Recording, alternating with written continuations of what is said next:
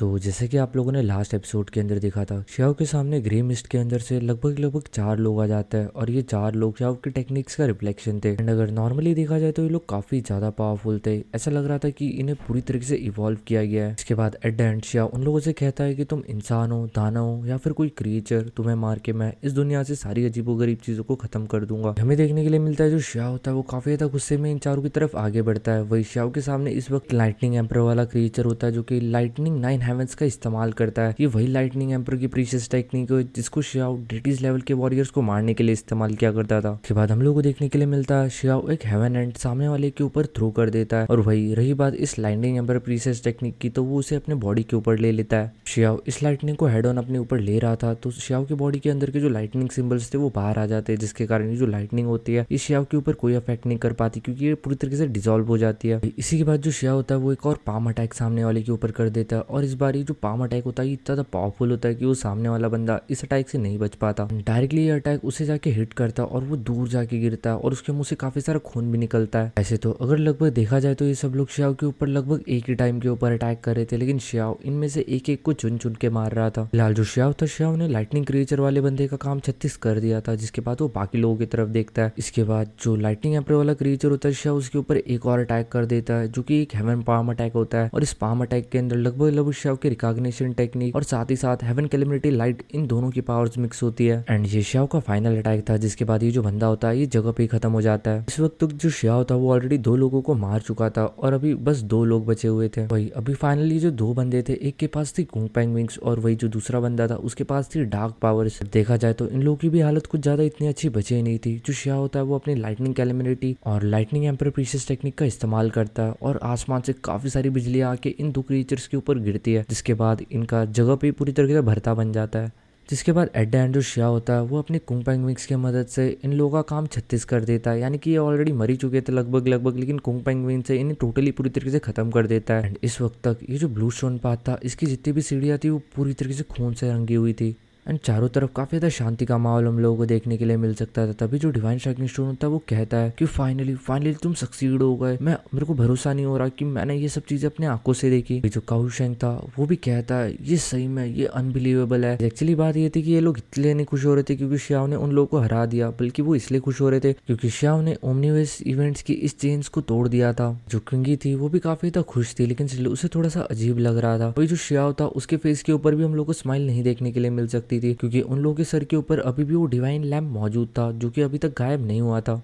अभी सडनली हम लोगों को देखने के लिए मिलता है कि आसपास काला धुआं जो होता है वो एकदम से बढ़ जाता है। एंड वही वो जो 4 क्रिएचर थे जिनकी अभी श्याओ ने चटनी बना दी थी, इन लोगों की बॉडी वापस से आके आपस में मर्ज हो जाती है पूरी तरीके से। एक अजीब सा मॉन्स्टर बन जाता है जिसके बैक के ऊपर कुंग पेंग विंग्स थे, जिसके बॉडी के अंदर से रिकॉग्निशन सिंपल फ्लक्चुएट कर रहे थे, जिसकी बॉडी के अंदर हम लोगों को हेवन कैलेमिटी लाइट और बिजलियों की छोटी मोटी आग देखने के लिए मिल सकती थी। एंड ये जो नई बॉडी बनी थी इस बॉडी के अंदर कुछ नए तरीके के सिंबल्स थे। इन सिंबल्स को देखते हुए श्याओ थोड़ा सा शॉक था क्योंकि ये श्याओ की 3rd सुप्रीम बीइंग टेक्निक थी जिसको श्याओ ने रिसेंटली समझना शुरू किया था, लेकिन अभी उसकी ये टेक्निक ऑलरेडी सामने वाले बंदे के पास थी। इसके बाद जो श्याओ होता है वो एक बार फिर से इस सामने वाले बंदे के ऊपर अटैक कर देता है। श्याओ की पूरी बॉडी के ऊपर काफी सारे घाव हम लोगों को देखने के लिए मिल सकते थे जिसके अंदर से काफी सारा खून निकल रहा था। बट एट द एंड जैसे तैसे करके श्याओ इस बंदे को भी मार देता है। साथ ही साथ इस बंदे को मारने के बाद ही वो जो डिवाइन लैम्प था जो कि आसमान के अंदर लटक रहा था उस डिवाइन लैम्प को भी फोड़ देता है ताकि ये सारी चीजें दोबारा से जिंदा ना हो सके। इससे पहले कि श्याओ का अटैक उस लैम्प के ऊपर लगता, वो लैम्प अपने आप को डॉच कर लेता है इस अटैक से और वो यहाँ से भागने लग जाता है। श्याओ इस चीज का पीछा नहीं छोड़ता और इस चीज को चेस करने लग जाता है, यानी कि श्याओ उस लैम्प को फोड़ने की कोशिश कर रहा था बिकॉज श्याओ को लगता था कि इस मिस्टीरियस लैम्प ने श्याओ की सारी टेक्निक्स को कॉपी किया है और साथ ही साथ सारी टेक्निक्स को समझा है और अगर ये यहाँ से निकल जाता है तो उसकी सारी टेक्निक्स लीक हो जाएगी। कि वो सारे जितने भी क्रीचर जो श्याओ के ऊपर अटैक कर रहे थे वो भी इसी लैम्प के फॉग के कारण कंडेंस हुए थे। श्याओ होता है वो अपनी वॉइड हेलबर्ट को इस लैम्प की तरफ फेंक देता है और श्याओ का ये जो वॉइड हेलबर्ट होता है वो लगभग उस लैम्प को लग भी जाता है, लेकिन उसके अंदर से वो जो ब्लैक कलर की एनर्जी थी वो यहाँ से भागने की कोशिश कर रही थी। बट जो श्याओ होता है वो अपनी बॉडी की डिवाइन फ्लेम्स की मदद से उस ब्लैक फॉग को पूरी तरीके से खत्म कर देता है। इसके बाद बची कुछ जितनी भी चीजें थी वो भी पूरी तरीके से खत्म हो चुकी थी। काऊ शेंग और क्विंगी ये श्याओ की तरफ देखते हुए कहता है क्या तुम फाइनली सक्सीड हो गए।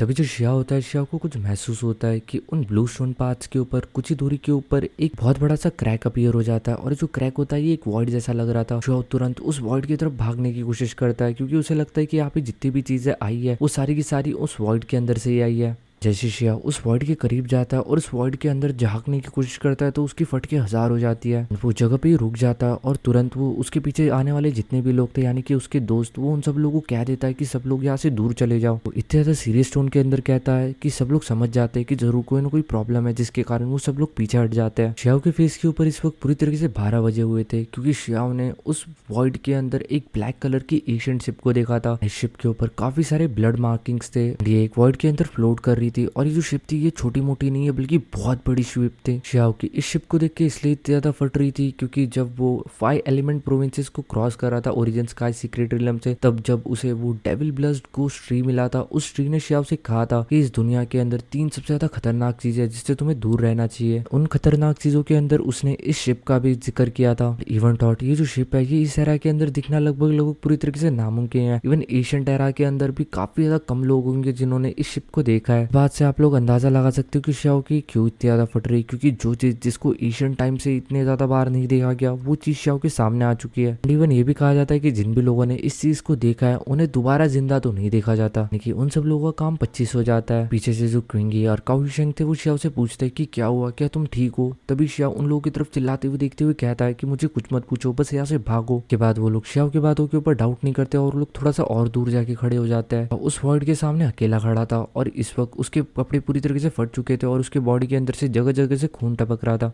मैं आपको बता दूं कि ये जो शिप थी ये बहुत ज्यादा बड़ी थी। ये लगभग लगभग सेवरल टेंस थाउजेंड्स ऑफ ली बड़ी थी, यानी कि कुछ हजारों करोड़ों किलोमीटर। ये जो शिप है ये कितनी पुरानी है, बनी कहाँ है और ये कहाँ पे है, इस चीज के बारे में लिटरली कोई नहीं जानता। तभी हम लोग को देखने के लिए मिलता है एक प्रेशर जो कि शियाओ को उस वॉइड क्रैक के अंदर खींच रहा था और ये जो प्रेशर था ये उस शिप के अंदर से ही आ रहा था। और इस मैसिव प्रेशर के सामने शियाओ अपने आप को बिल्कुल ही पावरलेस सा फील कर रहा था कि कुछ ही टाइम के बाद जो शिया होता है वो समझ जाता है कि वो चाहे कितनी भी कोशिश कर ले वो अपने आप को इस क्रैक के अंदर जाने से नहीं रोक सकता। इसलिए शिया पीछे की तरफ मुड़ता है और अपने दोस्तों को कहता है कि चाहे कुछ भी हो जाए उनमें से कोई भी इस चीज के करीब नहीं आएगा। के बाद जो शिया होता है वो जोर लगाना बंद कर देता है और काफी ज्यादा तेजी से उस वॉइड क्रैक की तरफ आगे भागने लग जाता है, यानी कि उसके अंदर एंटर कर जाता है। एंड इस वक्त शियाओ की स्पीड इतनी ज्यादा बढ़ चुकी थी, ऐसा लग रहा था जैसे कि वो एक शूटिंग स्टार बन चुका हो। और अचानक से वो उस वॉइड के अंदर एंटर कर जाता है और फाइनली हमें शियाओ उस शिप के ऊपर पड़ा हुआ देखने के लिए मिलता है। शियाओ इतनी ज्यादा तेजी से इस शिप के ऊपर गिरा था कि उसकी बॉडी पूरी तरीके से हिल चुकी थी और कोई नॉर्मल पर्सन होता, इवन अगर कोई डीटी लेवल का वॉरियर भी होता तो अब तक उसकी बॉडी की सारी हड्डियां टूट चुकी होती एंड जस्ट इस प्रेशर से ही वो मर जाता। लेकिन स्टिल जो शियाओ था उसकी हालत इतनी भी ज्यादा खराब नहीं हुई होती, यानी कि इवन टॉट शियाओ को भी काफी सारी चोट पहुंची होती है लेकिन स्टिल वो ठीक ठाक हालत के अंदर था। उसके बाद जो शिया होता है वो उठ के खड़ा हो जाता है और शिप को ध्यान से देखता है। उसे समझ नहीं आ रहा था कि ये जो शिप है ये किस तरीके के मेटल के साथ बनी है।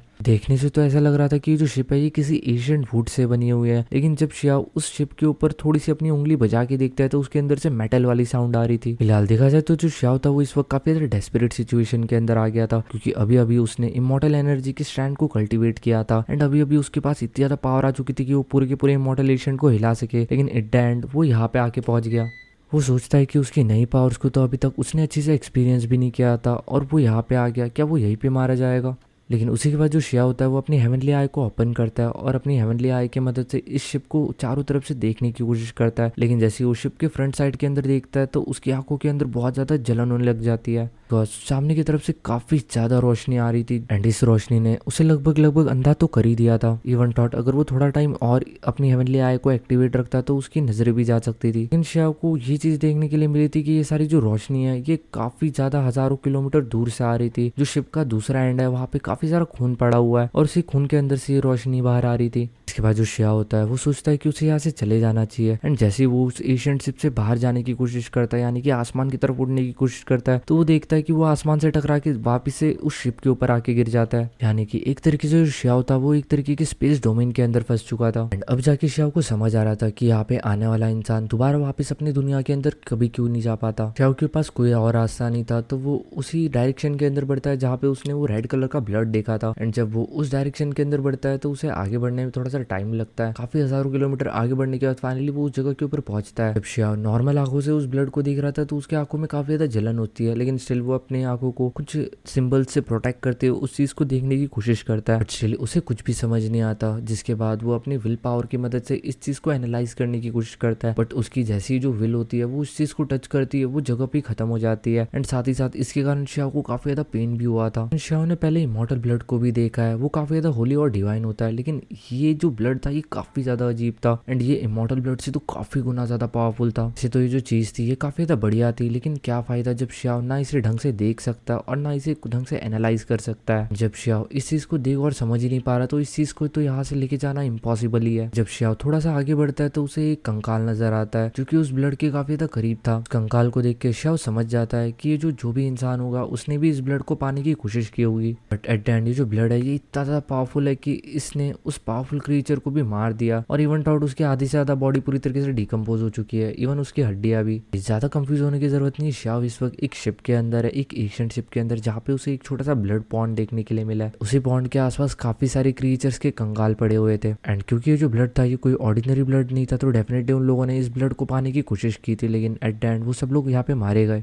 इसके बाद जो श्याओ होता है वो आगे बढ़ जाता है। जब वो आगे बढ़ता है तो उसे उस शिप के अंदर काफी सारे छोटे छोटे होल देखने के लिए मिलता है। साथ ही साथ काफी सारे जगहों से ये शिप थोड़ी बहुत टूटी फूटी हुई भी थी। ऐसा लग रहा था कि इस शिप के ऊपर एक ग्रेट बैटल हुआ हो पुराने टाइम के अंदर। जिसके बाद आगे काफी ज्यादा अंधेरा होता है तो श्याओ अपनी फ्लेम को अपने हाथों के अंदर ले लेता है और अपनी फ्लेम की रोशनी की मदद से धीरे धीरे करके आगे बढ़ता है और सारी चीजों को ऑब्जर्व करता है, क्योंकि यहाँ पे जो श्याओ था वो कुछ और तो कर नहीं सकता था। तो एट द एंड उसके पास यही रास्ता बच चुका था कि वो इस बोर्ड को जाके एक्सप्लोर करे। हो सकता था कि उसे यहाँ से निकलने का कोई और रास्ता मिल जाता। जब श्याओ थोड़ा सा और आगे बढ़ता है तो श्याओ को उस शिप के अंदर एक एशियंट आर्टिफैक्ट देखने के लिए मिलता है। एक्चुअली में देखा जाए तो ये एक वाटर जार था, यानी कि ये एक ऐसी चीज होती है जो कि यूजुअली बहुत बड़े बड़े शिप्स के अंदर होती थी पुराने टाइम के अंदर। इस चीज को इसलिए बनाया जाता था ताकि वो बारिश के पानी को इकट्ठा कर सके, क्योंकि आप लोगों को पता है कि समुद्र का जो पानी होता है वो खारा होता है और वो पीने लायक नहीं होता। बट गाइस मैं आप लोगों को बता दूं कि जो शिप है ये किसी समुद्र में नहीं है बल्कि एक वॉइड स्पेस के अंदर है। एंड रही बात इस वाटर जार की, तो इस वाटर जार के अंदर पानी नहीं बल्कि खून था। इस खून के अंदर से जो एनर्जी बाहर आ रही थी, जो ऑरा बाहर आ रहा था, वो सही में काफी ज्यादा पावरफुल था। इवन श्याओ के रोंगटे खड़े हो चुके थे। श्याओ को एक्चुअल में समझ नहीं आ रहा था कि ये जो ब्लड है ये कहाँ से आया और ये किस क्रिएचर का ब्लड है जिसके अंदर इतनी ज्यादा पावरफुल फ्लक्चुएशन है और इतने बड़े वाटर जार के अंदर इसे रखा गया है। एक चीज तो श्याओ इस जार को देख के समझ चुका था कि इसके अंदर जो खून है वो इमॉर्टल ब्लड से कम पावरफुल तो बिल्कुल भी नहीं है। जिसके बाद जो श्याओ होता है वो जब थोड़ा सा आगे बढ़ता है तो जैसे जैसे वो आगे बढ़ता है उसे और भी काफी सारे जार्स देखने के लिए मिलता है। श्याओ को भरोसा नहीं हो रहा था कि इन सारे के सारे जार्स के अंदर मरे हुए क्रिएचर्स का खून था। इस नजारे को देखने के बाद जो श्याओ था वो पूरी तरीके से पागल हो चुका था। उसे कुछ भी समझ नहीं आ रहा था कि उसे क्या करना चाहिए। बट कुछ टाइम के बाद जो श्याओ होता है वो थोड़ा सा कुछ सोचता है और फिर आगे बढ़ जाता है। जब वो आगे बढ़ता है तो श्याओ को एक डियर हॉर्न देखने के लिए मिलता है। इस डियर हॉर्न का जो साइज था वो लगभग एक छोटे पहाड़ के बराबर का था। इवन थॉट की जो हॉर्न था, इस हॉर्न के ऊपर भी जगह जगह के ऊपर हम लोगों को काफी सारा ब्लड देखने के लिए मिल सकता था। ऐसा लग रहा था कि जो हॉर्न है ये किसी डियर का हॉर्न नहीं बल्कि एक ट्रू ड्रैगन का हॉर्न है। इन सब चीजों को देख के श्याओ अपने आप से सवाल पूछता है कि आखिर वो किस जगह पे आके फंस चुका है।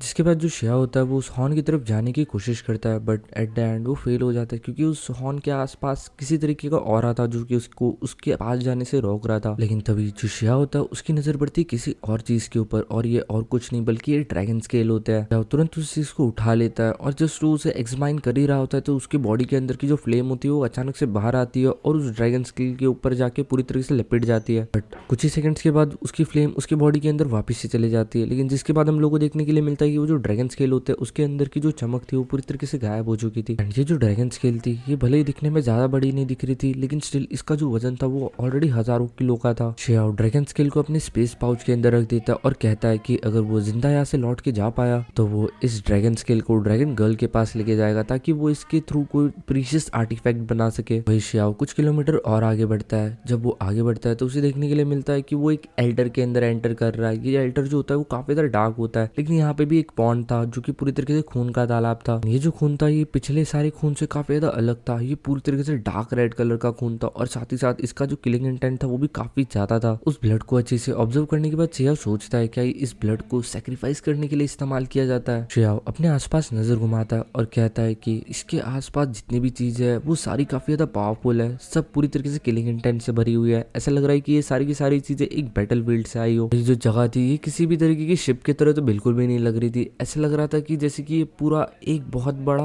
बैटल फील्ड हो जो कि किसी एशियन सिटी के अंदर बना हो। अगर श्याओ ने उस बोर्ड के क्रैक से नहीं देखा होता कि ये एक बोट है तो शियाओ को कभी ये पता ही नहीं चल पाता कि एक्चुअल में एक बोट है। हमेशा से ऐसे ही लगता है कि वो किसी तरीके के स्ट्रेंज सिटी के अंदर आ गया है, जो कि एशियंट सिटी है और इसके अंदर पूरी तरीके से पुराने बैटल हुए होंगे, इसलिए यहाँ पे काफी ज्यादा किलिंग इंटेंट है। यही शियाओ ये सब सोच ही रहा था, तभी उसे अचानक से देखने के लिए मिलता है उसके सामने वाला जो पॉन्ड है उसके अंदर उसे कुछ रिफ्लेक्शंस देखने के लिए मिलती है। ये एक एशियंट सिटी थी जहाँ पे हम लोगों को 7 वॉरियर्स देखने के लिए मिलता है। ये जो 7 वॉरियर्स है ये दिखने में काफी ज्यादा बड़े और काफी ज्यादा पावरफुल थे। इन सातों ने एक दूसरे को सपोर्ट करके रखा था। ये लोग बैटलफील्ड के अंदर थे और ये अपने एनिमीज के साथ फाइट कर रहे थे। इनके पीछे इन लोगों की कंट्री थी जिसको ये लोग प्रोटेक्ट कर रहे थे। पता नहीं इन सब चीजों को देखने के बाद शियाओ के अंदर का जो ब्लड होता है वो काफी ज्यादा स्ट्रेंज तरीके से बिहेव करने लग जाता है। साथ ही साथ उसके सर के ऊपर भी वो सिनर ब्लड वाला सिंबल आ चुका था और उसे वो सारी बातें याद आ रही थी जो कि उसने उस स्टोन टेबल के ऊपर पढ़ी थी। उसे याद आ रहा था कि वहाँ पे लिखा था कि हम पापी नहीं है, हमारे अंदर बहने वाला खून गंदा नहीं है, हमारे एंसेस्टर आज भी अपने अधिकारों के लिए लड़ रहे हैं एक अलग दुनिया में जो इस दुनिया से काफी ज्यादा अलग है। वो सब अपने डेसोलेट बॉर्डर्स को प्रोटेक्ट कर रहे हैं। अचानक डेसोलेट बॉर्डर को सुनते ही शियाओ के रोंगटे खड़े हो जाते और उसे समझ आता है कि एक्चुअल में ये सारे लोग डेसोलेट बॉर्डर के अंदर है। ये जगह कहाँ पे है ये तो शियाओ को नहीं पता था, बट वो मन ही मन कहता है कि मैं डेसोलेट बॉर्डर्स के अंदर जरूर जाऊंगा, वहां पे जाके मैं जरूर अपने एंसेस्टर्स की मदद करूंगा। शियाओ के अंदर से काफी ज्यादा पावरफुल फाइटिंग ऑरा आ रहा था। वो जानना चाहता था कि ये सारी चीजें कहाँ पे हो रही है, वो उन सब लोगों की मदद करना चाहता था। अभी जो शिया होता है उसे आर्काइक एरा की बात याद आती है। ये आर्काइक एरा वाला जो चीज है ये सेलेस्टियल क्लैन से उसने सुना था। वो सोचता है क्या ये सारी चीजें वहीं पे है, क्या ये डेसोलेट बॉर्डर एंड ये बाकी सारी चीजें वहीं पे हो रही है। शिया रिफ्लेक्शन के अंदर देखता है कि उन 7 राजाओं के अंदर से एक राजा जो होता है वो काफी ज्यादा घायल हो जाता है और वो मरने की हालत पे आ जाता है एंड लगभग वो मर ही जाता है। बाकी के 6 राजा या फिर वॉरियर्स वो उसे संभाल रहे होते हैं, लेकिन तभी वो देखते हैं कि उनके सामने से और एनिमी आ चुके हैं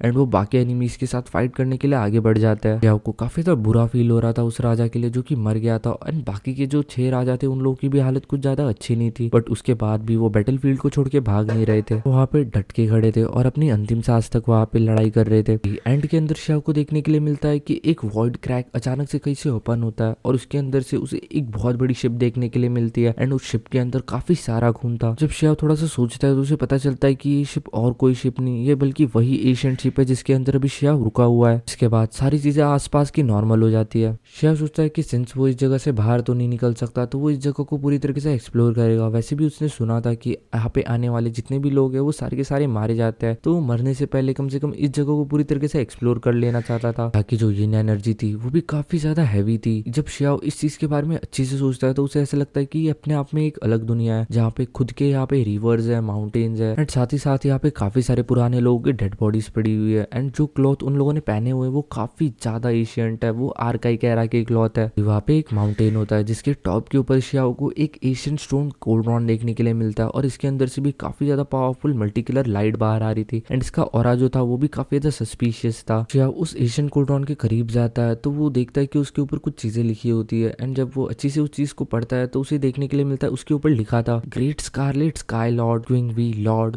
यू लॉर्ड एंड गाइस ये सारे के सारे जो नाम है वो एशियन लेजेंडरी फिगर्स के है। इवन थॉट जो ग्रेट स्कारलेट स्काई लॉर्ड है इसकी खुद की तो एक फ्लेम भी है जो कि ग्रेट स्काई फ्लेम है। साथ ही साथ ये जो यूयू लॉर्ड है इसकी भी यूयू फ्लेम है। वैसे देखा जाए तो ये सारी एक्चुअल फ्लेम नहीं है बल्कि ये सारी की सारी सीड फ्लेम्स है जो कि इन लोगों के मरने के बाद इनके बॉडी के अंदर से रह गई थी, यानी कि उनके बॉडी का एक कण आप समझ सकते हो। बट स्टिल आज के टाइम के अंदर ये सारी जो फ्लेम्स है इन्हें लेजेंडरी फ्लेम्स माना जाता है और ये काफी ज्यादा पावरफुल है। शियाओ इन सब चीजों को देख के थोड़ा सा शौक हो ही रहा था, तभी शियाओ की नजर एक टैबलेट के ऊपर जाती है। उस कोल्ड्रॉन के ठीक थोड़ा आगे कुछ मेमोरियल टैबलेट्स थी। सबसे ज्यादा डरावनी चीज ये थी कि उस टैबलेट के ऊपर कुछ खून के छींटे पड़े हुए थे एंड ये जो छींटे थे ये अभी तक सूखे नहीं थे, ये काफी ज्यादा ताजा लग रहे थे। शियाओ मन ही मन सोचता है क्या ये जो जगह है ये ग्रेट स्काईलेट स्काई लॉर्ड क्विंग वी लॉर्ड और यूयू लॉर्ड इन सारे ग्रेट फिगर से रिलेटेड है, क्या वो सारे लोग यहीं पे रहते थे? शियाओ को समझ नहीं आ रहा था कि ये सारी जो चीजें वो देख रहा है क्या ये असली चीज है या फिर वो उस कोल्ड्रॉन के अंदर की रिफ्लेक्शन है। जब शिया उस कोल्ड्रॉन की तरफ देखता है तो उस कोल्ड्रॉन के ऊपर भी काफी सारी सील्स लगे हुए थे। या उन मेमोरियल टैबलेट्स को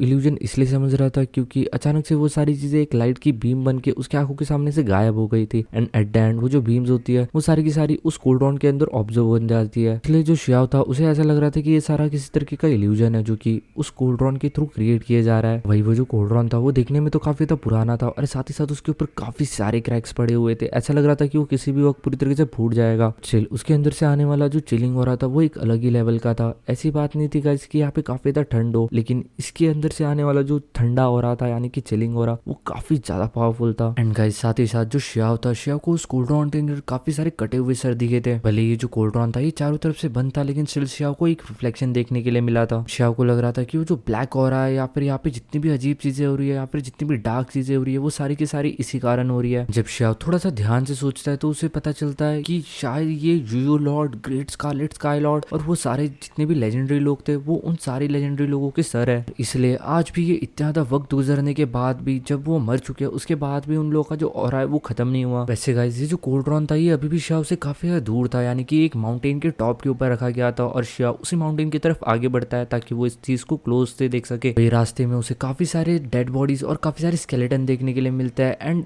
इन्हें देखने से ऐसा लग रहा था कि ये इन्हें मरे हुए बस कुछ 1-1.5 घंटा हुआ हो। इनकी स्किन, इनकी बॉडी काफी ज्यादा ताजी लग रही थी, लेकिन जैसे शियाओ उन लोगों को टच करने की कोशिश कर रहा था वो धुआं बन के पूरी तरीके से बिखर जाते थे। साथ ही यहाँ पे काफी सारे लेजेंडरी वेपन्स भी थे, लेकिन ये सारे वेपन्स भी टाइम के साथ पूरी तरीके से करोड़ हो चुके थे। जब शियाओ आगे बढ़ रहा था तो वही शियाओ को आगे एक अजीब सा इंसान देखने के लिए मिलता है। ये जो इंसान था ये देखने में काफी ज्यादा हट्टा कट्टा देखने के लिए मिल सकता था। साथ ही साथ इसका जो सर था वो कुछ ड्रैगन जैसा दिख रहा था। साथ ही साथ इस बंदे के बैक के ऊपर इसके विंग्स भी थे। शियाओ इस बंदे को ऑब्जर्व कर ही रहा था तभी हम लोग को देखने के लिए मिलता है अचानक से पीछे से एक डेड बॉडी उठ के खड़ी हो जाती है। उसकी आंखें पूरी तरीके से ग्रीन कलर की थी एंड जस्ट वो शियाओ के ऊपर अटैक करने वाली होती है। शियाओ पीछे मुड़ता है और अपने वाइड हेलबर्ट से इसकी गर्दन उड़ा देता है। शियाओ वापस पीछे मुड़ के जब उस कोल्ड्रॉन की तरफ देखता है तो उसे एक चीज पता चलती है कि एक्चुअल में जो कोल्ड्रॉन है ये वर्ल्ड स्टोन से बना हुआ है और ये जो वर्ल्ड स्टोन होता है ये काफी ज्यादा रेयर होता है। इवन इसका एक छोटा सा टुकड़ा भी काफी ज्यादा रेयर होता है और रियल वर्ल्ड के अंदर जो सेक्स मास्टर लेवल के वॉरियर्स है वो भी इस चीज के लिए आपस में लड़ मरते हैं। देखा जाए तो ये जो वर्ल्ड स्टोन है ये काफी ज्यादा पावरफुल मटेरियल होता है, इसको तोड़ना लगभग नामुमकिन होता है। लेकिन ये जो कोल्ड्रॉन है इसे पता नहीं किसने बनाया होगा एंड जिस किसने भी बनाया हो, लेकिन ये जो कोल्ड्रॉन है इसके ऊपर काफी सारे क्रैक्स थे, यानी कि इस कोल्ड्रॉन के ऊपर किस तरीके के अटैक्स हुए होंगे और उन लोगों का पावर किस लेवल के ऊपर होगा। साथ ही साथ वो जो कोल्ड्रॉन था उस कोल्ड्रॉन की जो लिड थी उसके अंदर से निकलने वाली जो लाइट थी उस लाइट के अंदर एक ग्रे कलर की मिस्ट भी मिक्स थी एंड जो ग्रे कलर की मिस्ट थी इसके अंदर से आपको वही सेम फैमिलियर और ऐसा फील हो रहा था जो कि उसे वो ओमनिवर्स चीजों से हो रहा था। शियाओ को ऐसा लगने लग गया था कि वो सारी जितनी भी स्ट्रेंज चीजें उसके साथ हो रही थी उन सब चीजों का ओरिजिन ये स्ट्रेंज कोल्ड्रॉन ही है। वो इस चीज को सोचने में काफी ज्यादा मजबूर हो जाता है कि ये जो स्ट्रेंज कोल्ड्रॉन है ये तो अभी पूरी तरीके से सील पैक है, इसके बाद भी इतनी ज्यादा अजीब चीजें हो रही है। अगर गलती से ये पूरी तरीके से टूट जाता है या फिर एक्सप्लोड कर जाता है तो इसके अंदर की चीजें अगर बाहर आ गई तो एग्जैक्टली किस तरीके का तहलका मच जाएगा। लेकिन तभी उस स्टोन कोल्ड्रॉन के अंदर से एक आवाज आती है, हमें यहाँ से आजाद करो, इस सील को ओपन करो। इस आवाज को सुनते ही जो शियाओ होता है उसकी फटके 1000 हो जाती है। शियाओ इसलिए इतना ज्यादा डर गया था क्योंकि ये जो आवाज थी ये बड़ी काफी ज्यादा कमजोर आवाज थी और काफी ज्यादा वीक फ्लक्चुएशन थी, लेकिन इस साउंड के अंदर की जो डिवाइन विल थी वो काफी ज्यादा पावरफुल थी। उसी डिवाइन विल के कारण जो शियाओ की इवन जो प्रिमोर्डियल स्पिरिट होती है वो भी पूरी तरीके से अनस्टेबल हो जाती है और वो बुरी तरीके से कांपने लग जाता है। लेकिन ये जो सामने वाली चीज थी ये शियाओ को काफी ज्यादा आकर्षित कर रही थी, इसलिए शियाओ ना चाहते हुए भी आगे बढ़ता और कहता है तुम जो कोई भी हो यहाँ से भाग जाओ। वो जो कोल्ड्रॉन होता है उसके अंदर से थोड़ी सी और ब्लैक कलर की एनर्जी निकलती है और जो ब्लैक कलर का फॉग होता है ये बाहर आने के बाद वापिस से अंदर चला जाता है। भी अचानक से हम लोगों को देखने के लिए मिलता है कि वो जो एशियन कोल्ड्रॉन होता है उसके अंदर से कुछ लाइट बाहर आती है एंड ये शियाओ के सामने एक स्क्रीन बना देती है एंड इस स्क्रीन के अंदर शियाओ को काफी सारी चीजें दिख रही थी। एक तरीके से एक एशियन मिरर था जिसके अंदर शियाओ को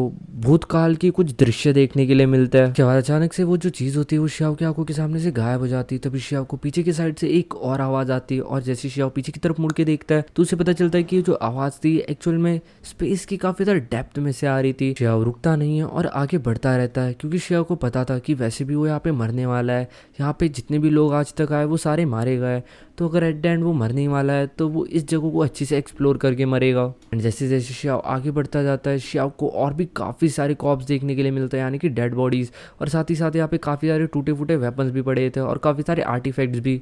जब शियाओ आगे बढ़ता है तो शियाओ को एक एल्टर देखने के लिए मिलता है। जो एल्टर था ये काफ़ी ज़्यादा अंधेरे वाला था, यहाँ पे कोई भी लाइट हम लोग को देखने के लिए नहीं मिल सकती थी। स्टिल जो शियाओ था, शियाओ को जानना था कि उस एल्टर के अंदर क्या है, तो शियाओ अपनी हेवनली आई की मदद से उस एल्टर के अंदर झांकने की कोशिश करता है एंड जो चीज़ उसे देखने के लिए मिलती है उसे देख के वो पूरी तरीके से शॉक हो जाता है क्योंकि ये जो चीज़ थी ये और कोई नहीं बल्कि उन्हीं सातों में से एक राजा था जिसको शियाओ ने कुछ टाइम पहले उस ब्लडी पॉन्ड के अंदर देखा था। आपको भरोसा नहीं हो रहा था कि ये यहाँ पे कैसे आया, और देखने से ये काफी ज्यादा गंदी हालत में लग रहा था कि बॉडी के अंदर जगह जगह पे काफी सारे घाव थे और साथ ही साथ काफी सारी चीजें इसके बॉडी के अंदर घुसी हुई थी, जैसे कि उसके कंधे के अंदर स्पीयर घुसा हुआ था, काफी सारे पगोड़ास उसके बॉडी के आर पार हो चुके थे, काफी सारे फैदर आर्मर्स हम लोगों को देखने के लिए मिल सकते थे।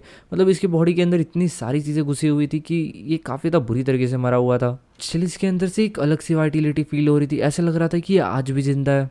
शिया उस डेड बॉडी के करीब जाता है तो उसे एक चीज़ अपने कानों के अंदर सुनने के लिए मिलती है कि मैं लौट आया मगर मैं अभी लड़ने के काबिल नहीं रहा। ये एक इमोशन वेव था जो कि इस बंदे ने मरने से पहले बोला होगा। शिया ये सारी चीज़ें सुनता और थोड़ा बहुत कनेक्शन बनाता है तो शिया को समझ आता है कि ये जो बंदा था ये जरूर किसी चीज़ का पीछा करते हुए इस बोट के अंदर आया होगा और एट द एंड इसे यहाँ पे कैद कर दिया गया, इसे यहाँ पे मार दिया गया है। एट द एंड ये अपनी आखिरी सांस तक भी अपनी कंट्री को बचाने के लिए लड़ता रहा। शिया को पता नहीं इस किंग के लिए काफी ज्यादा बुरा फील हो रहा था, उसे ऐसा फील हो रहा था कि जैसे कि उसका और इस किंग का काफी ज्यादा खून का रिश्ता है।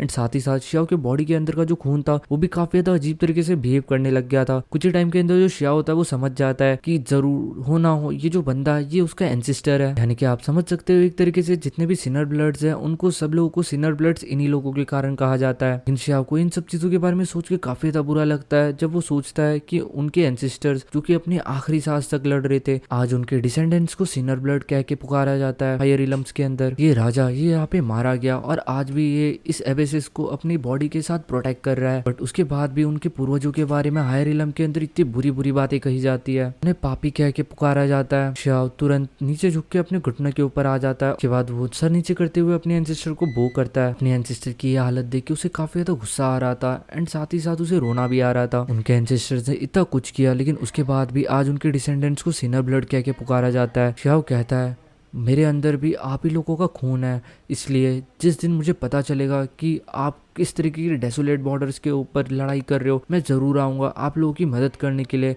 एंड मैं सारे के सारे एनिमीज़ को मार दूंगा उस डेसोलेट बॉर्डर के ऊपर। इस डेसोलेट बॉर्डर्स वो जगह है जहाँ पे वो सारे के सारे सातों किंग फाइट कर रहे थे उन एनिमीज़ से ताकि वो अपनी टेरिटरीज़ को बचा सके।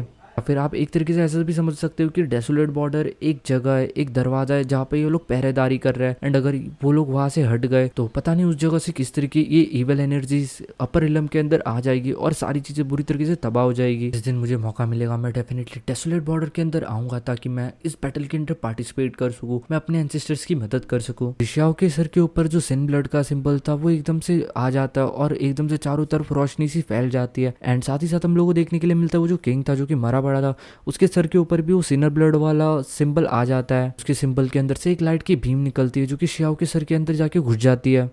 कुछ तरीके के सिंबल्स थे जो कि शियाओ के सिन कैरेक्टर वाले पैटर्न के अंदर ऐड ऑन हो चुके थे एंड जैसे ही शियाओ के बॉडी के अंदर जाते शियाओ को एकदम से काफी ज्यादा गर्मी सी महसूस होने लग जाती है। उसे लग रहा था कि उसका दिमाग काफी ज्यादा तेजी से गर्म हो रहा है और वो फट जाएगा, बट कुछ टाइम के अंदर सब कुछ नॉर्मल हो जाता है पहले की तरह। शियाओ फील करता है कि उसका जो फोरहेड का सिंबल है वो पहले से भी काफी ज्यादा कॉम्प्लेक्स और काफी ज्यादा प्रोफाउंड हो चुका है। साथ ही साथ शियाओ काफी ज्यादा कंफर्टेबल सा फील हो रहा कर रहा था, इवन थोड़ा उसके आसपास की जितनी भी ब्लैक फॉग थी वो भी थोड़ी सी उससे दूर हो गई थी। अभी तक यहाँ पे जितनी भी कोल्ड और शियाओ को महसूस हो रही थी कि थोड़ी बहुत ठंड महसूस हो रही थी वो सारी की सारी एकदम से गायब हो चुकी थी। उसे ऐसा लग रहा था कि उसके पास किस तरह की पावर्स आ चुकी है लेकिन उसे एग्जैक्टली नहीं पता था कि उसे अपने इन पावर्स को किस तरीके से ऑपरेट करना है। फिर वो आगे बंद करता है और कहता है कि इन फ्यूचर मैं फायर क्लाउड काविन फैंटम ड्रेक टाउ गेट और जितने भी एशियंट सेक्स है सबके पास जाऊंगा और सबको विजिट देके उन सबका खात्मा कर दूंगा। बिकॉज इन्हीं लोगों ने ये सिनर ब्लड वाली बकचोदी फैलाई थी। इस टाइम शियाओ और आगे बढ़ता है और वो इस एबेसिस के एकदम से कोने के अंदर आ जाता है यानी कि एंड में पहुंच जाता है, जिसके बाद उसे कुछ चीजें पता चलती है। उसे पता चलता है कि ये जो हायर इलम जितना ज्यादा शांत दिखता है ये उतना ज्यादा शांत बिल्कुल भी नहीं है, बल्कि ये शांति बस उसके एंसेस्टर्स के द्वारा मेंटेन की गई है। बट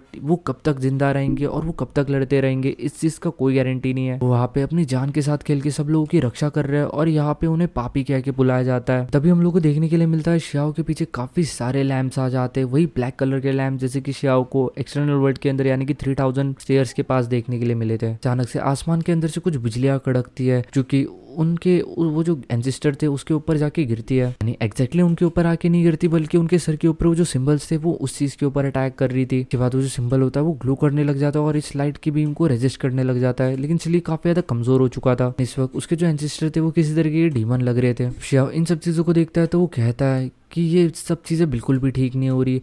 अभी तक तो उसके ये जो मरे हुए एंसेस्टर है उन्होंने यहाँ पे सारी चीज़ें संभाल के रखी है, बट उनके सर के ऊपर वो जो सील है वो काफ़ी ज़्यादा कमज़ोर हो चुका है। एक दिन आएगा जब वो सील पूरी तरीके से ब्रेक हो जाएगा, एंड जब वो सील ब्रेक हुआ इस जगह के अंदर की जितनी भी अजीब सी चीज़ है, जितनी भी ईविल एनर्जी है, वो सारी की सारी बाहर आ जाएगी। बट ये सारी चीज़ें होने में अभी भी काफ़ी ज़्यादा वक्त था, इसलिए श्याओ अपने आप से कहता है कि उसे अभी से इन सब चीज़ों की ज़्यादा टेंशन नहीं लेनी चाहिए। तभी हम लोग को वो माउंटेन देखने के लिए मिलता है जहाँ पे वो कोल्ड्रॉन था, और वहाँ पे काफ़ी सारी, क्योंकि वो सारे लैंप्स आ चुके थे, उन लैंप्स के अंदर से कुछ एनर्जी निकलती है, क्योंकि इन आसपास की डेड बॉडीज को एकदम से जगा रही थी नींद से। यानी कि ये सारी की सारी डेड बॉडीज उठ के खड़ी हो जाती है किसी तरीके की ज़ॉम्बी की तरह। श्याओ इन सारी डेड बॉडीज को अपनी तरफ आते हुए देखते तो काफ़ी तो शॉक हो जाता है, क्योंकि उसके सामने काफ़ी सारे दुश्मन खड़े थे, और इसमें से हर एक बंदा जो था गाइस वो श्याओ से कुछ ज़्यादा कमज़ोर नहीं था, लगभग लगभग श्याओ के बराबर का था। इवन काफ़ी सारे ऐसे लोग थे जिनका कल्टीवेशन इवन श्याओ से भी ज़्यादा स्ट्रॉन्ग था। सारे के सारे अधमरी हालत के अंदर थे, लेकिन स्टिल उसके बाद भी काफी ज्यादा स्ट्रॉन्ग थे। इसके बाद जो श्याओ होता है वो अपनी हेवनली आई को एक्टिवेट कर देता है और आसपास की कुछ चीजों को एनालाइज करने लग जाता है। एंड वो अभी फील करता है कि पहले जब वो इन सब चीजों को एनालाइज करने की कोशिश कर रहा था तो उसकी जो विल थी वो काफी ज्यादा कमजोर पड़ जाती थी, एंड उसके ऊपर एक बैकलैश होता था। लेकिन अभी उसकी हेवनली आई आराम से इन सब चीजों को एनालाइज कर पा रही है। ये सारी की सारी चीजें शायद से उस किंग की पावर्स के कारण हो रही है। जिसके बाद वो सारे के सारे ज़ॉम्बी श्याओ की तरफ आगे बढ़ने लग जाते हैं। वही जो श्याओ होता है वो भी यहाँ पे बस खड़ा नहीं रह सकता था, क्योंकि आफ्टर ऑल अगर श्याओ को मरना भी होगा तो वो अपनी अंतिम सांस तक लड़ते हुए मरेगा। श्याओ के दोनों हाथों के अंदर दो हेलबर्ड्स आ जाते हैं, एंड ये जो हेलबर्ड्स है ये इमॉर्टल पैलेस इनहेरिटेंट के थे, जो कि वॉइस बीस्ट बोन्स से रिफाइन किए गए थे। इस सिचुएशन को देखते हुए श्याओ मन ही मन कहता है कि इस सिचुएशन से जिंदा बच पाना उसके लिए भी पूरी तरीके से नामुमकिन है, क्योंकि इवन अगर यहाँ पे कोई एशियन फ्रीक भी होता तो वो भी यहाँ पे मारा जाता, क्योंकि यहाँ पे जितने भी लोग थे वो सारे के सारे कंज्यूमेट लेवल से लेकर डिवाइन फ्लेम रिलम तक के लेवल के थे, एंड इवन उससे भी ज्यादा बड़े लेवल्स के लोग अपीयर थे यहाँ पे। इसके बाद जो श्याओ होता है वो अपनी इमॉर्टल एनर्जी को यूज करने की कोशिश करता है, लेकिन उसे पता चलता है कि वो अपनी इमॉर्टल एनर्जी को यहाँ पे फ्रीली यूज नहीं कर सकता, इसलिए वो अपनी वॉइड हेलबर्ड से इन लोगों को मारना शुरू कर देता है। और कुछ ही टाइम के अंदर श्याओ ने दो इंडिविजुअल्स को मार भी दिया था। लेकिन श्याओ जो था वो काफी तक शॉक था, क्योंकि इन लोगों का जो फ्लैश था, यानी कि इन लोगों की जो बॉडी थी वो श्याओ की बॉडी से कमजोर बिल्कुल भी नहीं थी। एंड भले ही श्याओ ने दो लोगों को मार दिया था, लेकिन दो लोगों को भी मारना श्याओ के लिए इतना भी ज्यादा आसान नहीं रहा था।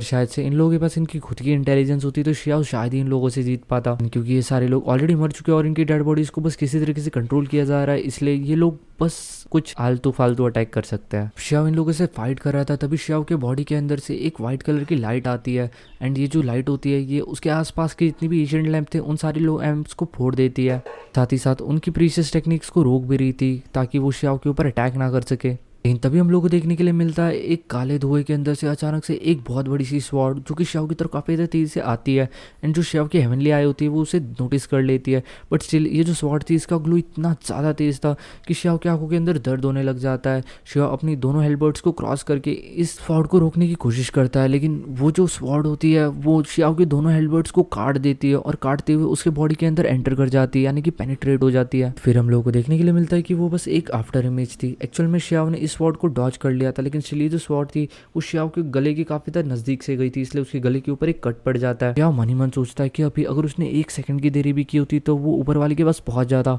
आखिर ये किस तरीके की स्वॉर्ड है जिसने उसकी डिवाइन हेलबर्ड्स को भी तोड़ दिया। गाइस इवन थॉट ये जो स्वॉर्ड है ये इतनी ज़्यादा पावरफुल है कि जब कोई इस स्वॉर्ड से अटैक करता है तो आप इस स्वॉर्ड की तरफ देख भी नहीं सकते। ये स्वॉर्ड इतनी ज़्यादा ब्राइट है। जब श्याओ ध्यान से इस स्वॉर्ड को देखता है तो उसे पता चलता है कि ये एक्चुअल में एक स्वॉर्ड भी नहीं है, बस एक स्वॉर्ड कोर है। यानी कि आप ऐसे समझ सकते हो कि ये कुछ एक लकड़ी की तलवार जैसे दिखती है जिसके अंदर कोई भी धार नहीं है, लेकिन उसके बाद भी ये इतनी ज़्यादा पावरफुल है। श्याओ अपनी काफ़ी सारी प्रीशियस टेक्निक यूज़ करता है ताकि वो स्वॉर्ड को रोक सके, और काफ़ी सारी आवाज़ें आ रही थी। वही श्याओ के चारों तरफ से काफ़ी सारे जो एक्सेप्शनल टैलेंट है वो भी श्याओ के ऊपर अटैक कर रहे थे, एंड क्योंकि ये लोग एक साथ अटैक कर रहे थे इसलिए श्याओ के बॉडी के ऊपर काफ़ी सारी इंजरीज आना स्टार्ट हो चुकी थी, बिकॉज ये सारे के सारे लगभग श्याओ के लेवल के थे। भाई सबसे ज़्यादा खतरनाक तो वो बंदा था जिसके हाथों के अंदर वो स्वॉर्ड कोर था, यानी कि वो स्वॉर्ड थी। वो जो बंदा था वो श्याओ के वाइटल एरियाज़ के अंदर ही बार बार अटैक कर रहा था, और वो बार बार अपने इन अटैक्स के अंदर कामयाब भी हो जा रहा था। लेकिन ये सारी जो अटैक्स थे वो श्याओ को बस छू के निकल जा रहे थे, लेकिन स्टिल श्याओ काफ़ी ज़्यादा घायल होते जा रहा था। और जो श्याओ का हेवनली पैसेज था वो भी पूरी तरीके से केव्ड इन हो चुका था, यानी कि जब श्याओ ने अपने हेवनली पैसेज को अपने प्रोटेक्शन के अंदर यूज़ किया था तो उसके अंदर भी एक छेद हो जाता है। इस चीज़ से आप पता लगा सकते हो कि ये जो स्वॉर्ड है ये कितनी ज़्यादा पावरफुल है, जिसके कारण श्याओ के छाती के ऊपर भी एक बहुत गहरा घाव हो चुका था उस स्वॉर्ड कोर के कारण। तभी जो श्याओ होता है वो अपनी किसी तरीके की प्रीशियस टेक्निक का इस्तेमाल करता है, और वो जो स्वॉर्ड का ओनर था वो उसे दूर फेंक देता है और उसकी स्वॉर्ड को खुद उठा लेता है। ये चीज़ करते करते लगभग जो श्याओ था वो मरने की हालत में आ चुका था। लेकिन तभी वो जो स्वॉर्ड होती है वो काफ़ी ज़्यादा तेज़ी से ग्लो करने लग जाती है। श्याओ तुरंत अपनी टेक्निक का इस्तेमाल करता था कि वो उस स्वॉर्ड को सप्रेस कर सके और उस स्वॉर्ड की मदद से अपने अगल बगल के 2-3 लोगों की गर्दनें उड़ा देता है। श्याओ इन डेड बॉडीज़ के साथ अपनी अधमरी हालत के अंदर फाइट कर रहा था उस स्वॉर्ड के साथ। तभी हम लोग को देखने के लिए मिलता है यहाँ का जो एबिसिस होता है उसके अंदर से एक डार्क एनर्जी कलेक्ट होती है। एंड ये जो डार्क एनर्जी होती है श्याओ के ऊपर एक डेडली अटैक करने वाली थी। लेकिन तभी हम लोग को देखने के लिए मिलता है वो जो किंग था जो कि मरा पड़ा था, उसके सर के ऊपर वो जो सिन ब्लड वाला सिंबल था वो एकदम से ग्लो करने लग जाता है। एंड जैसे ही वो ग्लो होता है उसके अंदर से एक जेंटल एनर्जी निकलती है जो कि श्याओ को कवर कर लेती है, श्याओ को प्रोटेक्ट कर लेती है। एंड अगर शायद से इस एनर्जी ने श्याओ को प्रोटेक्ट नहीं किया होता तो श्याओ यहाँ पे मर चुका होता, क्योंकि ये जो डार्क एनर्जी थी ये हद से ज़्यादा पावरफुल थी। इवन अगर श्याओ अपनी फुल फॉर्म के अंदर होता उसके बाद भी वो इस एनर्जी को नहीं रोक सकता था खुद से। साथ ही साथ इस जेंटल एनर्जी के कारण जो श्याओ की बॉडी थी वो भी थोड़ी बहुत हील हो चुकी थी। यहाँ की जो डार्क एनर्जी थी उसे ये सारी चीज़ें पसंद नहीं आ रही थी, इसलिए वो यहाँ की बाकी की जो बची कुछ डेड बॉडीज थी उनको भी जगा देती है, जिसके अंदर कुछ बूढ़े लोगों की डेड बॉडीज भी थी। जो बूढ़े लोग थे ये लिटरली एक अलग ही लेवल के ऊपर थे। जब ये लोग उठते तो आसपास का और एकदम से चेंज हो जाता है। इन्हीं में से एक बूढ़ा श्याओ के ऊपर एक काफी ज्यादा पावरफुल अटैक कर देता है अपने फिंगर के साथ। ये जो फिंगर होती है ये आसपास के वॉइड को पूरी तरीके से चीर फाड़ते हुए श्याओ की तरफ आगे बढ़ रही थी। जब श्याओ इस अटैक की तरफ देखता है तो उसकी भी फटके 1000 हो जाती है। वो मन ही मन सोचता है कि ये किस तरीके का बंदा है एंड ये किस लेवल के ऊपर है, क्या ये सेक मास्टर लेवल के ऊपर है या फिर ये एक हेवनली डिटी है। श्याओ काफी ज्यादा बुरी तरीके से इस फिंगर फ्लक्चुएशन से बचा था। अगर श्याओ के साथ उस किंग की रेडियंस नहीं होती या फिर उन किंग की हेल्प नहीं होती, बैकअप नहीं होता, तो श्याओ यहाँ पे ऑलरेडी मारा जा चुका होता। वही दूसरी तरफ यहाँ की जो डार्क एनर्जी थी वो उस किंग के फोरहेड के ऊपर वो जो सिन ब्लड वाला सिंबल था उसके ऊपर लगातार अटैक कर रही थी ताकि वो सिंबल टूट जाए और वो श्याओ की कोई भी मदद ना कर पाए। वही जो श्याओ था जब वो ये सारी चीजें देखता है तो वो रुकता नहीं है, वो अपनी स्वॉर्ड से लगातार यहाँ पे आसपास के लोगों को काटता रहता है। इवन श्याओ ने एक बुड्ढे का सर भी उड़ा दिया था अपनी स्वॉर्ड से। लेकिन उसी के बाद हम लोग को देखने के लिए मिलता है ये सारे जो बुड्ढे थे साइज में काफ़ी ज़्यादा बड़े बड़े थे एंड इनके जो हाथ थे वो भी किसी पहाड़ से कम नहीं थे। एंड वो लोग श्याओ के ऊपर अटैक कर देते और इनका एक ही मुक्का ज़मीन के अंदर बहुत बड़ा खड्डा खोद दे रहा था। बट गाइस ये लोग तो ज़मीन पे थे ही नहीं, ये तो एक बोट के अंदर थे। एक बोट के अंदर इन लोगों की ज़मीन, पहाड़, माउंटेन, रिवर, ये सारी चीज़ें कैसे आ गई है तो मेरी भी समझ के पूरी बाहर है। बट उसके बाद भी जो सारे बुड्ढे क्रिएचर्स होते हैं वो रुकते नहीं, वो लगातार श्याओ के ऊपर अटैक करते रहते हैं। श्याओ काफ़ी ज़्यादा मुश्किल से इन लोगों से बच रहा था। अगर इनमें से एक अटैक भी श्याओ की पड़ जाती तो श्याओ की आत्मा के साथ साथ उसकी बॉडी यहीं से गायब हो जाती। तभी हम लोगों को देखने के लिए मिलता है वो जो किंग होता है उसके बोस के अंदर से एक काफ़ी ज़्यादा पावरफुल फ्लक्चुएशन निकलती है, यानी कि उसके उस सिन ब्लड सिंबल के अंदर से। एंड जैसे ये जो फ्लक्चुएशन निकलती है ये आसपास सारी चीज़ों को रोशन कर देती है एंड आसपास के जितने भी ब्लैक कलर की एनर्जी थी उसको भी खत्म कर देती है। इवन यहाँ की जितनी भी नेचुरल लॉस थे और जितनी भी चीज़ें थी जो यहाँ की जो कि श्याओ को नुकसान पहुंचा रही थी वो सारी की सारी गायब हो जाती। इवन थॉट वो सारे जो लैम्प्स थे वो भी पूरी तरीके से फूट के बिखर चुके थे। वो सारे बड़े बड़े हाथ उन बुड्ढों के वो भी पूरी तरीके से कट के गायब हो जाते हैं। कुछ टाइम के लिए चारों तरफ रोशनी रोशनी हो जाती है। साथ ही साथ इसी पॉइंट के ऊपर हम लोगों को देखने के लिए मिलता है इवन श्याओ की बॉडी के अंदर की जो फ्लेम होती है वो भी बाहर आ जाती है और वो आसपास के जितने भी जो बचे कुछ लैंप्स थे उन लोगों को भी तोड़ देती है, जिसके बाद वो वापस से श्याओ की बॉडी के अंदर ऑब्जर्व हो जाती है। श्याओ की बॉडी के आसपास काफी ज्यादा पावरफुल फ्लक्चुएशंस क्रिएट होती है और एकदम से श्याओ इस जगह से पूरी तरीके से डिसअपियर हो जाता है। हम लोगों को 3000 ब्लू स्टोन पाथ का सीन दिखाया जाता है जहाँ पे क्यूंग ही, काओ जुशेंग और वो लिटिल रैबिट ये सारी की सारी श्याओ की काफी ज्यादा चिंता कर रहे थे, क्योंकि श्याओ को उस वॉइड के अंदर गए हुए काफी ज्यादा टाइम हो चुका था बट अभी तक श्याओ वापस से लौट के नहीं आया था। और श्याओ ने उन लोगों को वार्न भी किया था कि उनमें से कोई भी उस वॉइड के अंदर नहीं आएगा। तभी जो डिवाइन शाइनिंग स्टोन होता है वो देखता है कि वो जो वॉइड है वो धीरे धीरे करके क्लोज हो रहा है और श्याओ अभी तक बाहर नहीं आया। इन सब चीज़ों से उसे काफ़ी ज़्यादा चिंता होने लग जाती है श्याओ की। फील हो रहा था कि इस पाथ के ऊपर चलने वाले जितने भी लोग थे वो सारे के सारे मारे गए, कहीं जो श्याओ है वो भी कहीं मारा तो नहीं गया। वही हम लोग को 3000 पाथ से थोड़ी सी दूरी के ऊपर काफ़ी सारे क्रीचर्स देखने के लिए मिलता है जो कि 3000 पाथ की तरफ काफ़ी ज़्यादा तेजी से आ रही थी, क्योंकि 3000 पाथ के ऊपर काफ़ी सारा हलचल हो रही थी जो कि श्याओ के कारण ही हुई थी। हम लोगों को फील हो रहा था कि कहीं कहीं कोई उस पाथ के अंदर सक्सेसफुल तो नहीं हो गया, कहीं ये उस चीज़ की साइंस तो नहीं है। इसी डिस्टर्बेंस के कारण काफी सारे क्रिएचर्स 3000 स्टोन पाथ की तरफ आगे बढ़ने लग गए थे। काफी सारे क्रिएचर्स जो कि दूसरे दूसरे दुनिया के अंदर थे उन्होंने भी 3000 स्टोन पाथ की तरफ से काफी सारी पावरफुल फ्लक्चुएशंस महसूस की थी। हम लोग को श्याओ देखने के लिए मिलता है। जो श्याओ होता है वो उस बोट से गायब होके वो उस वॉइड क्रैक की तरफ आ चुका था एंड वो देखता है कि वो जो वॉइड क्रैक है वो धीरे धीरे करके बंद हो रहा है। उसे काफ़ी ज़्यादा अजीब सा लग रहा था कि अभी तो वो बोट के अंदर था एंड अभी वो अचानक से इस वॉइड क्रैक के इतना करीब कैसे पहुंच गया। लेकिन इससे पहले वो जो वॉइड क्रैक है वो क्लोज होता है, श्याओ तुरंत उस वॉइड क्रैक के अंदर एंटर कर जाता है एंड वो अपनी दुनिया के अंदर वापस आ जाता है। जब वो अपनी दुनिया के अंदर एंटर कर रहा था वो मन ही मन कहता है मैं एंसिस्टर उन डेसोलेट बॉर्डर के ऊपर ज़रूर जाऊंगा, मैं उस एशियन बोर्ड के ऊपर भी ज़रूर आऊँगा ताकि मैं उन सारी चीज़ों को सेटल कर सकूँ, मैं आपकी जान ज़रूर बचाऊंगा। इनफैक्ट वो जो राजा था वो ऑलरेडी मर चुका था लेकिन वो उसके बाद भी वहाँ की रक्षा कर रहा था। उसके बाद जो श्याओ होता है वो उड़ते हुआ आता है, उस क्रैक से निकलता है और ज़मीन के ऊपर आके लैंड होता है 3000 ब्लू स्टोन पाथ के ऊपर। इस वक्त जो श्याओ की हालत थी वो काफ़ी ज़्यादा बुरी हो चुकी थी। श्याओ की पूरी बॉडी के अंदर जगह जगह से काफ़ी सारा ब्लड निकल रहा था। इवन उसकी स्किन्स के ऊपर काफ़ी सारे क्रैक पड़ चुके थे और उसकी वो जो फ्लेम थी वो उसकी बॉडी के अंदर एंटर करके कहीं तो भी गायब हो चुकी थी। इवन थॉट जो श्याओ था उसके पास उन किंग की पावर्स भी थे, लेकिन उसके बाद भी श्याओ की इतनी ज़्यादा बुरी हालत हो चुकी थी।